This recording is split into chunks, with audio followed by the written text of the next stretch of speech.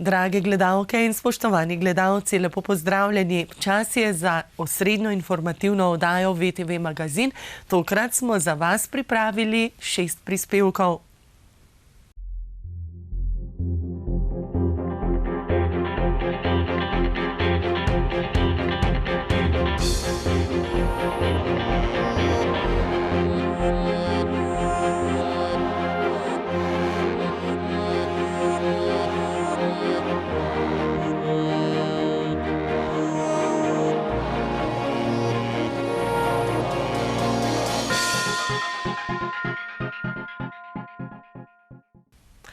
V Šoštanju so se na 23. redni seji sveta sestali svetnice in svetniki. Potrdili so vse točke na dnevnem redu.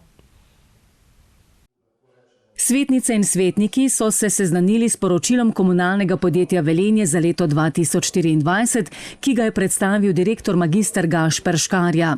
Ob tem se je župan Boris Goličnik zahvalil podjetju za dobro delo in sodelovanje, še posebej njihovi službi za investicije in razvoj, s katero tudi občina Šoštanj veliko in dobro sodeluje. Kar je najpomembnejše za leto 2024, da smo dosegli zanesljivo in kvalitetno oskrbo s komunalnimi dobrinami in storitvami, da je bil realiziran plan naložb, da se tudi v občini Šoštanj se skozi obnavlja komunalna infrastruktura, širi na nova območja, kar je izredno pomembno.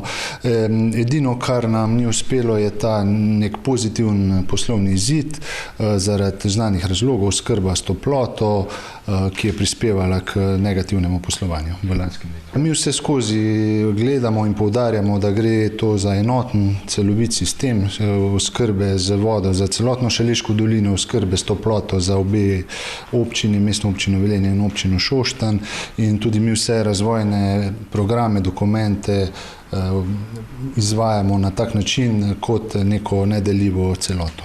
Poslovno poročilo za lani in poslovni načrt za letošnje leto podjetja PUB Zaubermacher je predstavil direktor Janez Herodež. Kakih večjih posebnosti ni bilo.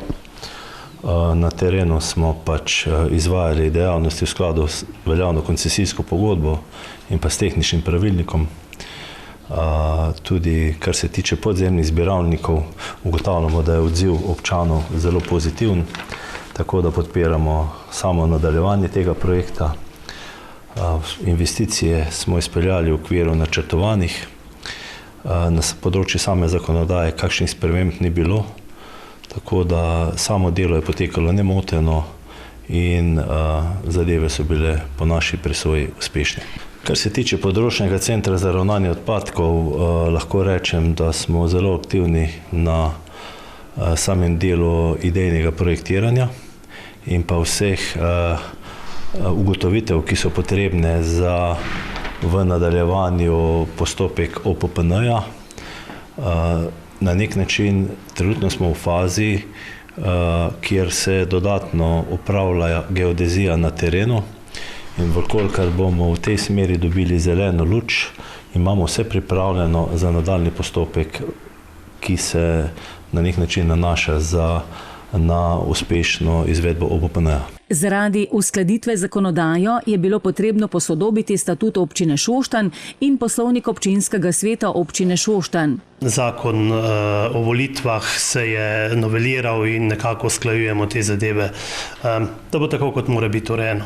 Svetniki so potrdili še skrajšano ime Zavoda za kulturo, šport, turizem in mlade, ki se na kratko zdaj imenuje ZKŠTM Šoštanj. Namen tega je, da pokrijemo vsa področja, ki mogoče do zdaj niso bila pokrita ustrezno, tako kot bi mogla. Saj deluje šport zelo dobro, turizem pokrivamo že preko zavoda, kultura odlično, ker je pač bil to samo zavod za kulturo, tako da želja je, da razširimo na vsa področja, da imamo vse bolj kot ne bolj pod kontrolo in pa seveda bolj usmerjeno delovanje, tako da nam je sam želja, da so vsa področja ustrezno nekako opredeljena in pa tudi pokrita. Ob koncu seje so svetniki sprejeli še 3 kadrovske sklepe. Član nadzornega sveta komunalnega podjetja Velenje je za naslednje mandatno obdobje Matej Skornšek. V svet ZKŠTM Šoštanj so imenovane Janja Burkelc, magistrica Judita Čas-Krneža, Lejla Hasič in Danica Sovič. V svet osnovne šole Karla Destovnika Kajuha Šoštanj pa Maša Stropnik, Petra Lipičnik in Marija Šlutej. V četrtek so v sejni dvorani poslovnega centra Lopan zasedali svetniki in svetnice občinskega sveta Mislinja. Na dnevnem redu 18. redne seje so imeli 11 točk. V sejni dvorani poslovnega centra Lopan so v četrtek zasedali svetniki in svetnice občinskega sveta Mislinja. Na dnevnem redu 18. redne seje so se seznanili tudi z varnostno problematiko v občini. Ja, tako kot je vseh ostalih lokalnih skupnosti oziroma po celi Sloveniji se tudi pri nam včasih dogodijo kakšna kriminalna dejanja. Moram reči, da v lanskem letu posebej smo bili izpostavljeni tudi par ropov, ko se je zgodilo v naših hišah. Kokar pa zdaj, vsak mesec seveda sedim z našim policistom skupaj in mi daje poročilo, kaj se je dogajalo v preteklem mesecu. Ni takšnih velikih nepravilnosti, je nekaj manjših, ampak tako, kot sem že prej dejal, tako kot je vse posod, je tudi pri nas. Na dnevnem redu je bil tudi osnutek odloka o spremembah in dopolnitvah odloka o ustanovitvi zdravstvenega doma Slovenj Gradec, kjer pa ne gre za bistvene spremembe. Ob tem pa je župan opozoril. Imamo kar nekaj težav z kadrom, predvsem medicina, družinske medicine, verjamem, da bomo to tudi uredili, kajti čez približno pol meseca nam ena zdravnica odhaja in seveda na polno iščemo drugo zdravnico. Tukaj pa res imamo težave. Obravnavali so tudi prvi rebalans letošnjega občinskega proračuna. Kar nekaj mostov, plazov in cestnih odsekov so že sanirali, za uskladitev porabe in načrta pa je potreben rebalans. Ja, danes je prvi rebalans v letošnjem letu. Gre se pa predvsem zato, ker smo bili uspešni na nekih razpisih, se pravi vodovod bomo dobili dodatnih 150 000 evrov in tudi občina mora zagotoviti svoj delež, tako da bomo na tem področju še povečali investicijo, se pravi vemo, da smo že v lanskem letu začeli z obnovo vodo v naši občini v samem centru in bomo s tem tudi nadaljevali in predvidoma do konca novembra bi naj bilo ta vodovod obnovljen v vse tisto, katero smo planirali. Letošnji proračun je zaradi popoplavne obnove rekorden, visok je prek 10 milijonov evrov. Seveda, to je veliko sredstev, kar se tiče poplav. Moram povedati, da tudi čakamo na ene projekte, predvsem projekt Razborca, ga že res nestrpno čakamo, ker so ljudje, tudi občani, postali nervozni, pa jaz jih razumem, ampak dokler nimamo projekt usklajen z vodarji, seveda ga ne moremo potrditi in ko bo projekt usklajen z vodarji, gremo takoj v naročanje DIP-a in seveda tudi potem, da se ta popoplavna sanacija takoj prične. Seveda ni samo Razborca, imamo tudi Kozjak, Paka, kar nekaj teh projektov tudi čakamo še, ker jih moramo čim prej dobiti, ker potem gre še na državno tehnično pisarno in tudi tam potem čakamo. Se pravi, tu so kar neki zapletja administrativni, ampak ne glede na to, mi moramo na polno delati, projekte naročevati, na koncu seveda si želimo vse sanirati, kar smo si tudi zastavili. Ob koncu seje pa so obravnavali tudi predloge za podelitev občinskih priznanj, ki jih bodo podelili na slavnostni seji ob občinskem prazniku. Za praznovanje občinskega praznika je bil v osnovi predviden dan, ko je Mislinja postala občina, kasneje pa je občina v letu 1997 z odlokom o določitvi občinskega praznika občine Mislinja praznovanje prestavila na zadnji teden oziroma soboto v mesecu juniju. V sredo je v Velenju potekal posvet z naslovom Skupaj za pravični prehod. Slišimo vse glasove. Pripravil ga je Center za pravični prehod skupaj z društvom Novus Velenje. Namenjen pa je bil vključevanju ranljivih skupin v preobrazbo Saša regije. Center za pravični prehod Saša, ki deluje pod okriljem Razvojne agencije Saša, je v sodelovanju z Društvom za razvoj človeških virov in socialnih programov Novus pripravil posvet z naslovom Skupaj za pravični prehod. Slišimo vse glasove.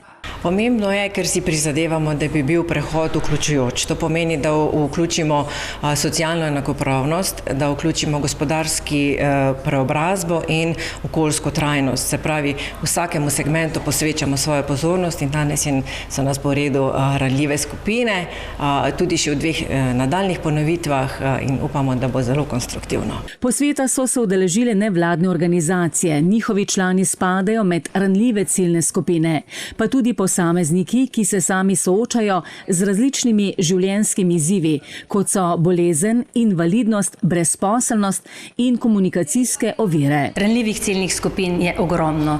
Tu sem sodijo od bolnikov, tujcev, bom rekla, tistih, ki kakorkoli imajo kakršnekoli težave in vemo, da je treba naslavljati te osebe.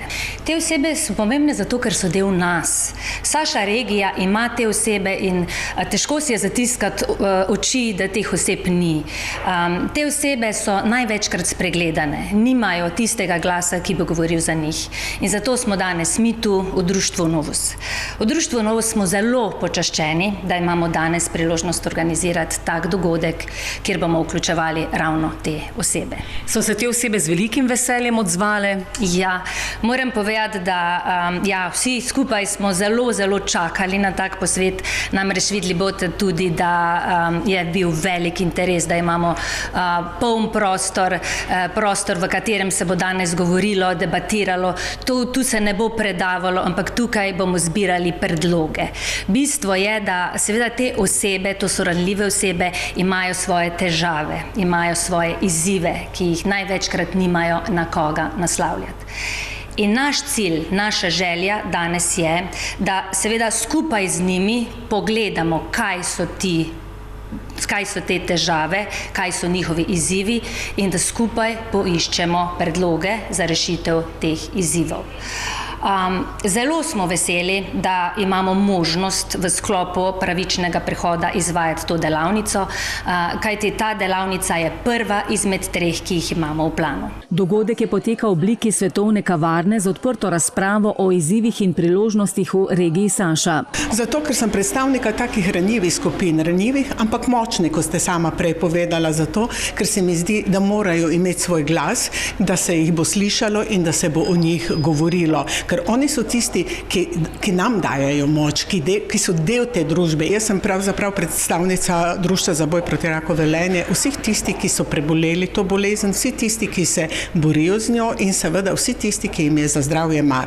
Zdravje je pa tisto, ko je naša osnovna vrednota in za katero se vsi moramo boriti. In prav ta prehod mora zdravje postaviti kar visoko na naši lestvici, ker to je tisto, kar tudi cela družba lahko samo od nas pričakuje. Ne smemo biti zatirani, ne smemo biti pozabljeni, ampak moramo biti tisti, za katere se bo skrbelo in kateri bojo kvalitetno in dostojno živeli do konca. Delavnica je bila izjemno učinkovita, namreč vključilo se je zelo veliko ranljivih ciljnih skupin, tistih, ki nimajo svojega glasu in smo danes povedali mi tisto, kar jih teži. Glavni cilj je, da smo naslovili vse želje, izzive, ki jih ti ljudje imajo. Strukturirano bomo vse te želje potem tudi ustrezno naslovili na Center za pravični prehod.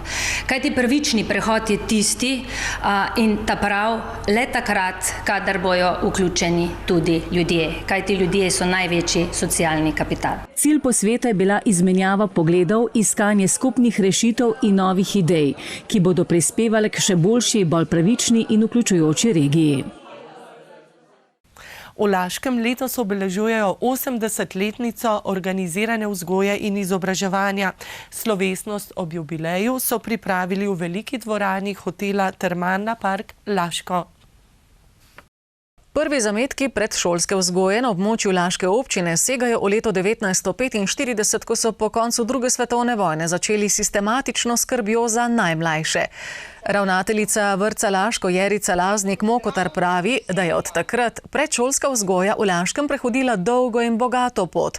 Od skromnih začetkov do sodobnih prostorov, pedagoških pristopov in številnih generacij predanih vzgojiteljic in vzgojiteljev. nekako rastem z vrtcem, postajam inventar mogoče celo, ampak vsakih 10 let se mi zdi, da je bolj pomembnih, bolj slovesnih, bolj velikih, če hočete. Ker pa se Laška občina tudi precej razteza, poleg osrednje vrtčevske enote v Laškem deluje še 10 ostalih okoliških enot.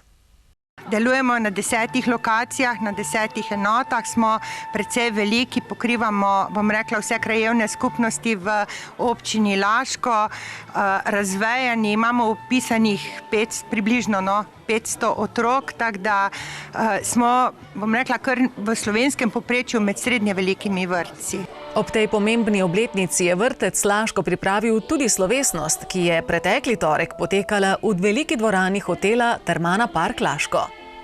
V ta namen smo pripravili program, v katerem sodelujejo tako otroci, kakor tudi zaposleni. Pripravili smo spominska darila, bom rekla, spominske knjige, tokrat malo drugače. Pred 10 leti smo naredili zbornik, morda se spomnite. Letos imamo spominske knjige, kjer bojo imeli, kdor bo želel, prostor za spomine. Morda na vrtec, morda na današnji dan, morda na kak drug pomemben dogodek v življenju. Spominskim knjigam smo dodali tudi naš simbol, to je hiška.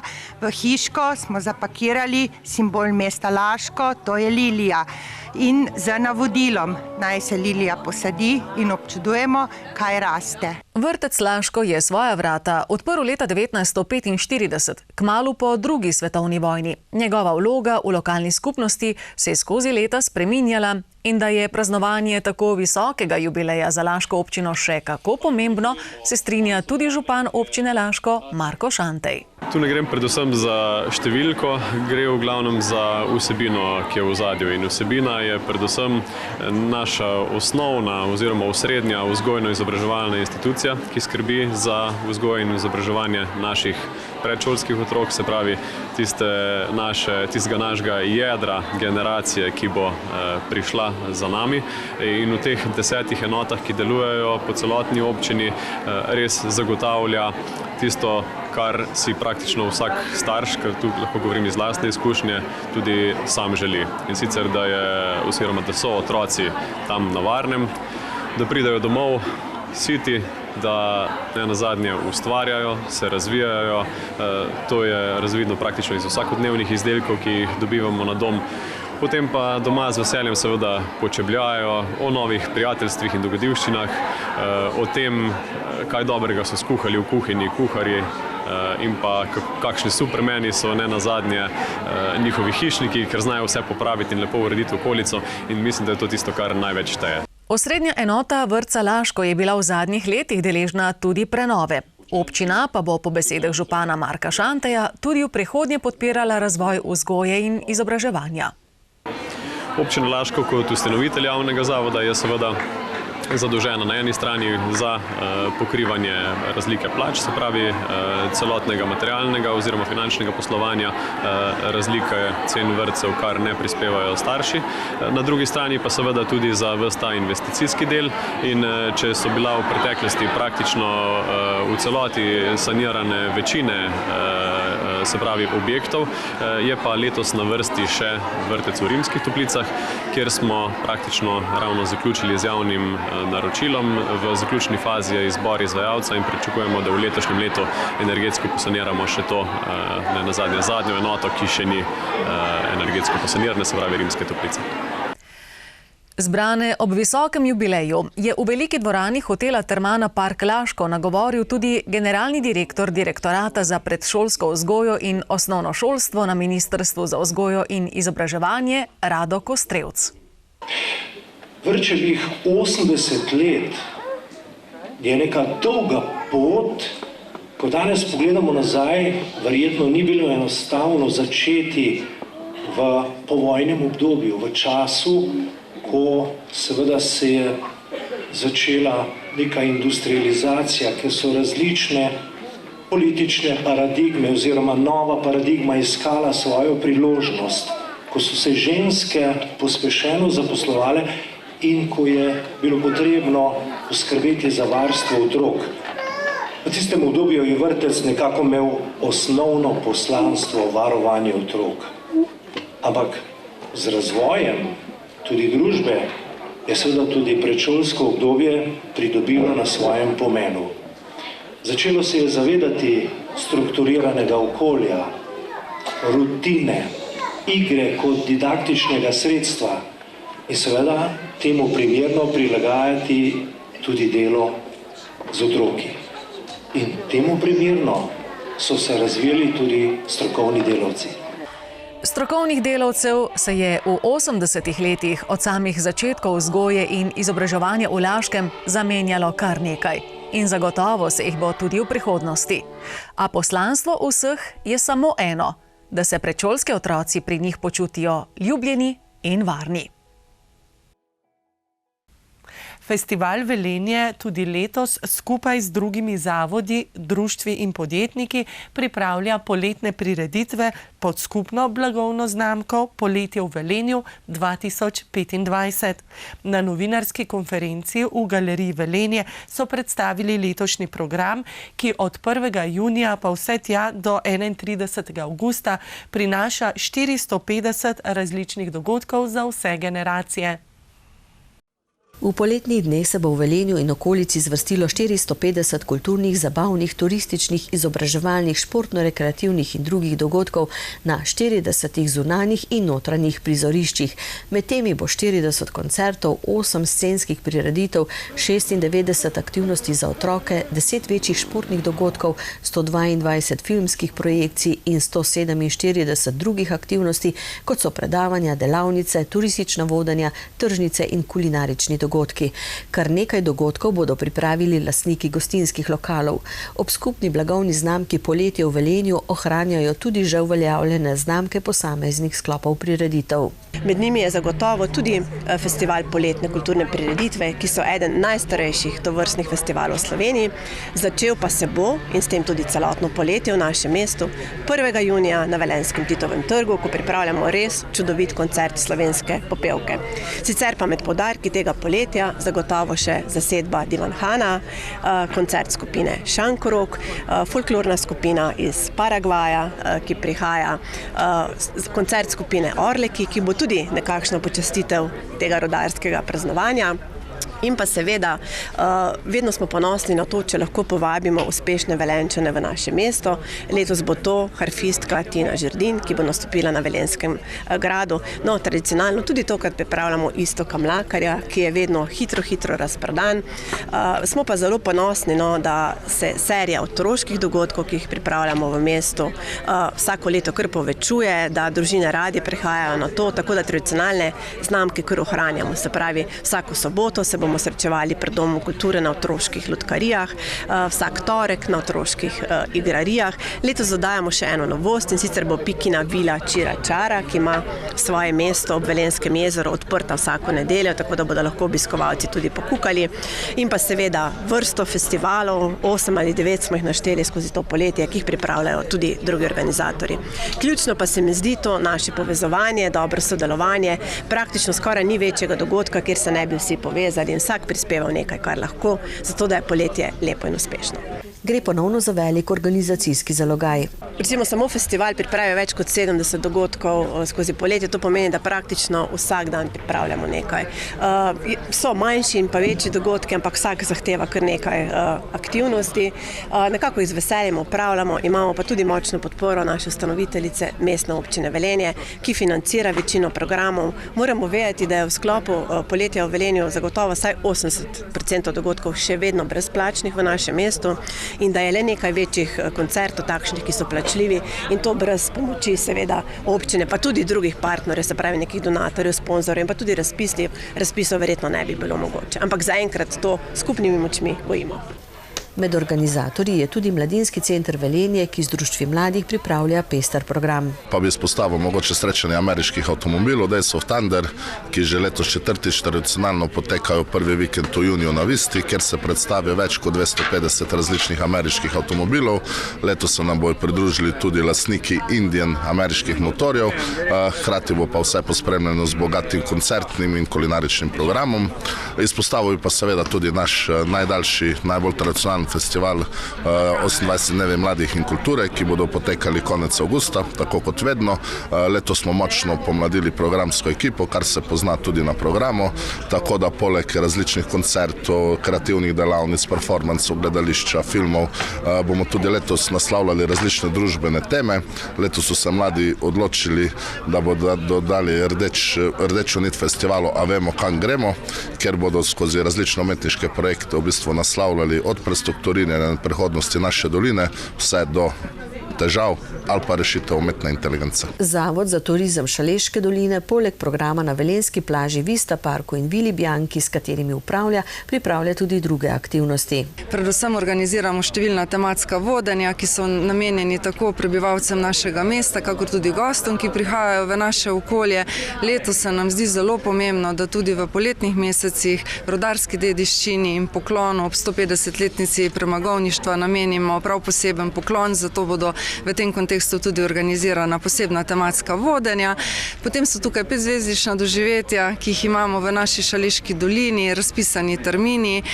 Tudi to je seveda delo našega zavoda, predvsem pa tudi skupine, ki rade prihajajo v naše okolje, kar nekaj zainteresiranih gostov, ki pa si seveda v poletnih dnevih obvezno želijo ogledati tudi Velenjsko plažo in tudi Vista park z razgledom. V programu sta tudi 2 kulinarična dogodka. To je 6.6. promenada okusov, ki se tokrat seli na Titov trg.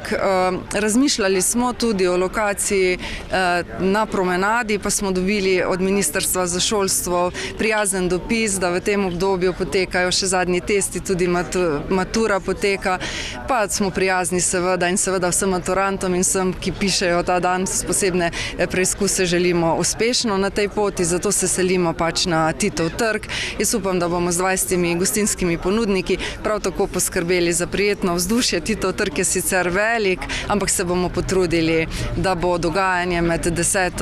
uro zjutraj in 22. uro pestro, zanimivo. Predvsem pa si želimo, da so to dnevi, ko pridete z družino, prijatelji, kaj dobrega pojeste in se poveselite.